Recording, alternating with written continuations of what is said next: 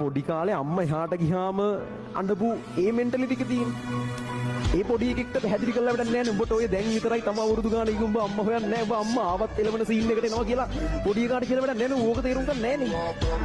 සෙල්ලම් බඩුව ඉල්ල අඬපු පොඩි එකාට මේ සෙල්ලම් බඩුව උඹට තව ටික කාලයක් යද්දි එපා වෙන ඔය සියල්ල අනිත්‍ය යනවනම් බයිලා ගැහුවට වැඩක් නැහැ නේ. ඌ එක අඬන එක අඬනවනේ.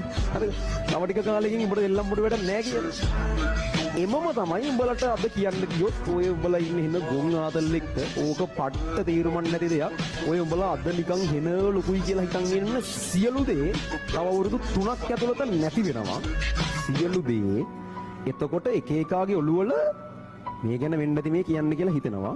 ඔව් ඒ ගැන තමයි කියන්නේ. හරි?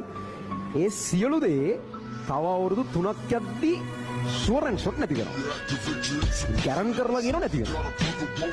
හරි? ඉවර පිළිගන්න එක නෑ. මේ සෙල්ලම් වලට ඉන්න එකම තමයි. මේ